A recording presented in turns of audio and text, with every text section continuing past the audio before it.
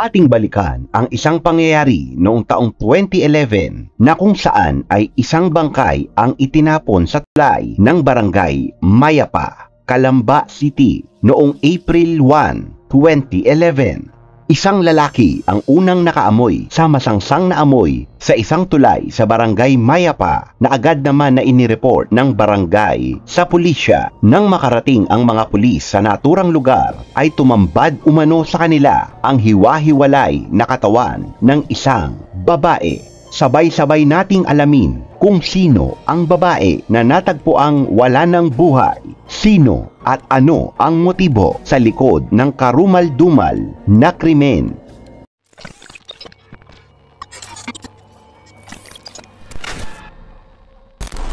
Bata pa lamang raw si Camille ay napakamatiisin nito at sa edad na 16 ay nasubok na ang katatagan nito sa buhay. Sa murang edad ay maaga siyang nabuntis at naging isang dalagang ina. Mag-isa rin niyang itinaguyod ang kanyang anak at dahil sa hirap ng buhay ay namasukan raw siya sa mga bar o club para may pangtustos sa pangangailangan ng kanyang anak. Ayon sa kapatid ni Camille, simula raw na hindi na nagbibigay ng sustento ang ama ng anak niya, ay pakiramdam niya pabigat siya sa kanilang pamilya. Kaya noong raw malaman niya na yung mga kababata nila na nagtatrabaho sa club ay nagtanong raw si Camille kung pwede siya roong magtrabaho at sinabihan naman daw siya ng isa sa mga kaibigan nila kung ano ang kalakarang papasukin niya sa trabaho at pumayag naman daw umano si Camille. Inilarawan si Camille na masinop sa pera kaya agad raw itong nakaipon at siya na rin daw umako sa gastusin ng kanyang pamilya. Bilang kapatid ay napakabuti at maalalahanin raw ito. Naging paborito rin daw si Camille ng mga guest sa bar na kanyang pinapasukan at hindi raw ito nababakante gabi-gabi. Kung ilarawan siya ng kanyang mga katrabaho, ay imposible raw na mabakante si Camille dahil papasok pa lang daw siya sa trabaho ay may kasama na itong guest na Koreano. Minsan, dala-dalawa pa raw. Marami raw contact na guest si Camille kaya hindi raw talaga mawawalan. Magaling raw makisama, mabait at maaga rin daw katrabaho si Camille. Ayon sa kapatid ni Camille na si May, ikinukwento raw sa kanya lahat ng nangyayari sa kanya sa trabaho. Gayun din, pinapaalam din daw niya kung sino ang kasama niya at kung saan pupunta pagkatapos ng trabaho. Madalas raw sila mag-textan. Inaalam raw niya kung papasok ba siya o kung may guest na ito o kung anong oras uuwi. Consistent raw ang ganun textan nila ng kapatid. Dahil sa may anak ito, hindi rin daw siya nauwi na lalagpas ng tanghali at ang pinaka-late na raw na uwi nito ay alas 9 ng umaga galing sa trabaho. Kaya nagtaka raw ang pamilya ni Camille nang hindi ito umuwi ng umaga ng March 31, 2011. Nag-text raw umano ang mama nila Camille sa kapatid nito na si May na ang sabi ay i-text si Camille dahil hindi pa raw ito nakakauwi ng bahay na hindi naman daw gawain ng kapatid ang ganun. Tinatawagan din daw ni May ang cellphone ng kapatid pero hindi na raw nila makontak ang number nito at dito na raw sila nagsimulang mag-alala. Inabot raw ng gabi ang sabi ni May ay iba na raw ang kutob niya dahil imposible raw na hindi uuwi ng umaga ang kapatid na hindi man lang daw magte-text sa mama nila kung saan pupunta, kung sino ang kasama o kung malilate daw ng uwi. Kaya nag-antay raw ng hanggang alas 9 ng umaga ang pamilya ni Camille at sa 24 oras na iyon raw ay kinakabahan na si May. Kaya nung umaga ng alas 10 raw ay tinext ang isa pa nilang kapatid para sabihin na iba na talaga ang nararamdaman niya dahil sa trabaho raw ni Camille ay baka may hindi maganda raw na nangyari. At dito na raw nagpasya ang pamilya na mag-report sa pulis tungkol sa pagkawala ni Camille. Isang balita naman ang gumulat sa lahat nang may isang bangkay ang nakita sa Canlubang exit sa South Luzon Expressway. April 1, 2011, bandang alas 5 ng hapon ay isang jeepney dispatcher raw ang dumudumi at isang hindi maipaliwanag na amoy ang kanya raw napansin sa lugar. Dahil sa pag-uusisa ay nakita niya raw ang pinagpira-pirasong katawan ng babae ang kanyang nakita. Napatakbo siya upang tawagin ang mga kasamahan. Pagkatapos ay tumawag na rin daw sila ng barangay. Ayon sa mediko legal ay nakahiwalay raw ang ulo ng bangkay. Tul rin daw ang dalawang braso at binti ng biktima at wala rin daw ang lahat ng mang loob. Nagtamo rin raw ang biktima ng 37 mga tarak ng punyal sa iba't ibang bahagi ng katawan na nagdulot ng pagkawala ng buhay ng biktima. Natagalan rin daw ang mga pulis bago makilala kung sino ang biktima. April 6, 2011, 6 na araw nang nawawala si Camille at nakarating sa pamilya Mamaklay ang balita. Kaya agad na nagtungo sina May kasama ang asawa nito at ang kapatid sa Laguna para personal raw na kilalanin ang naturang bangkay na nakita. Habang papunta ng araw sila May sa lugar ay humihingi raw siya ng sign at dahil sa deboto raw ng Nazareno si Camille, humingi raw ito ng sign. Puro dasal daw ang ginawa niya na sana ay hindi ito ang kapatid at nang makarating nga sa lugar, ang pangalan ng purenarya ay Nazareno. Napaiyak na raw si May at pinaulit kung sino ang pangalan ng purenarya. Ang sabi sa kanya ay Nazareno at dahil buo pa ang ulo ng biktima ay nakilala nga nila na ito nga ang nawawalang si Camille. Sa kalunos-lunos na sinapit ng dalaga ay palaisipan kung sino ang gumawa nito sa kanya at ano ang motibo ng salarin. Kaya agad na kumilos ang Kalamba Police para sa malutas ang kaso at mapanagot kung sino ang may kagagawan ng karumal-dumal na krimen. Wala raw testigo o nakakita kung sino ang nagtapon ng bangkay sa lugar. Bukod sa CCTV camera, may isang sasakyan raw umano ang huminto pero malabo ang kuha kaya hindi ma-zoom yung plate number ng sasakyan.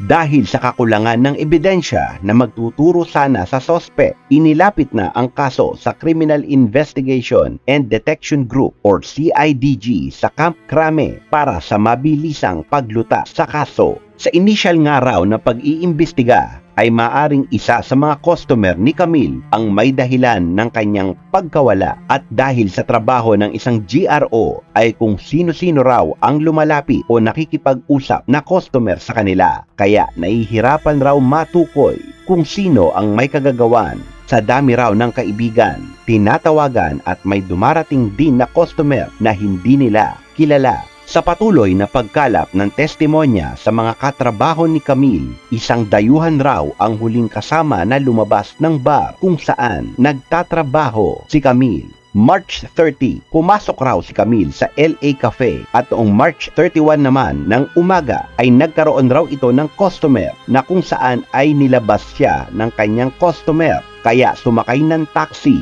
at maraming nakakita sa lugar na kasama ang isang dayuhan na hindi pa nakikilala at yun na raw ang huling araw na nakita si Camille. Tumugma naman ito sa salaysay ni Bernie na isang taxi dispatcher na kung saan siya ang pumara ng taxi para kay Camille at sa kasama nito. At ayon pa sa kanya ay dalawa lang sila ang sumakay ng taxi at hindi na raw alam kung saan sila pumunta. Ayon pa sa testimonya ni Bernie, isang dayuhan raw ang lango sa ipinagbabawal na gamot ang di umano ang kasama ni Camille nung gabing iyon.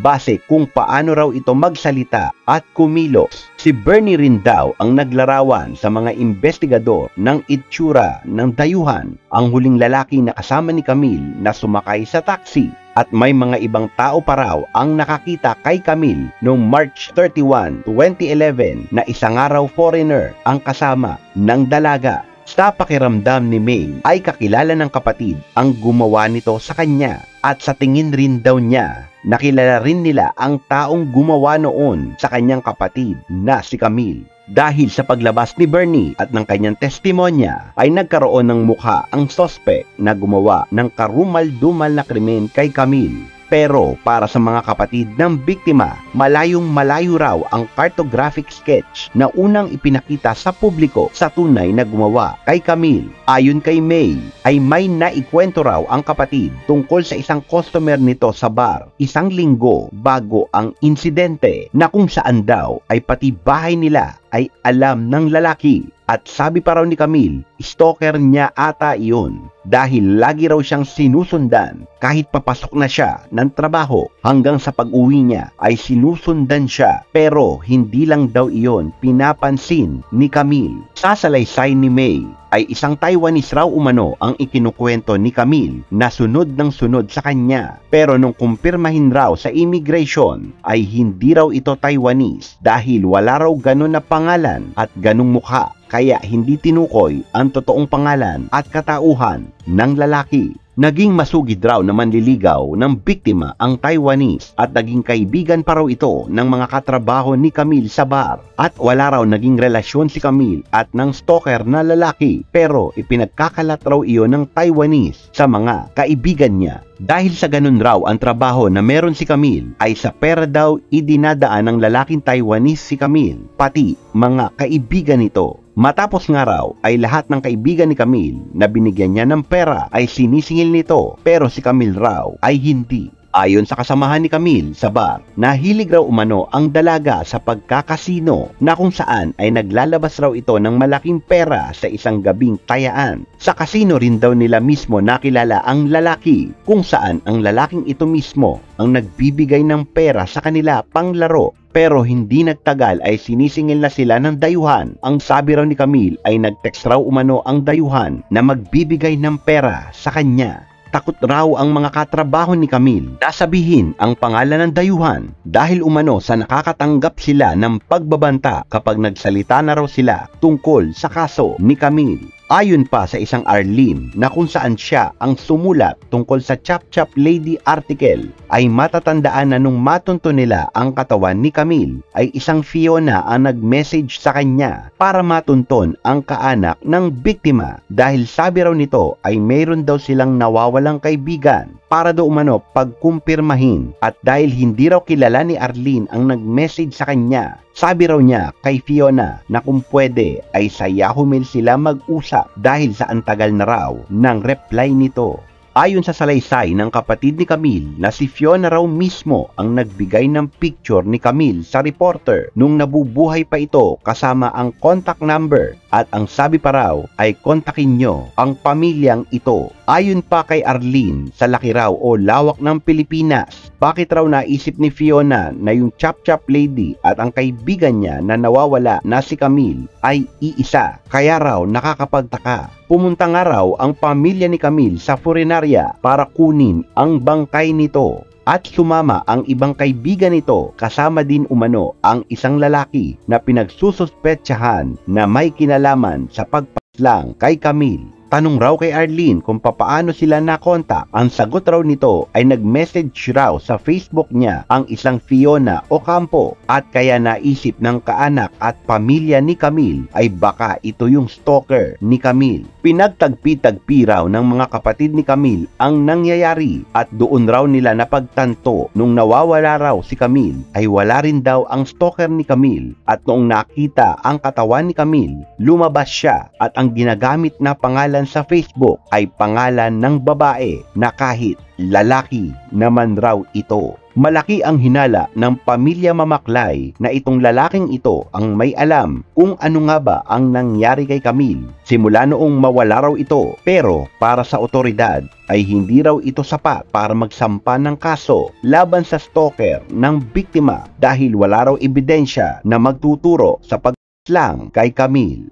Alam ng mga pulis na mababaliwala ang kaso kapag walang sapat na ebidensya at testigo laban sa akusado. Para sa pamilya Mamaklay, kahit usad pagong ang kaso ay umaasa pa rin daw sila na makakamit ang katarungan para sa mahal nila sa buhay na si Camille.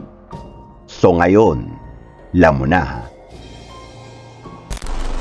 Kayo mga pards, ano ang inyong reaksyon sa video ito?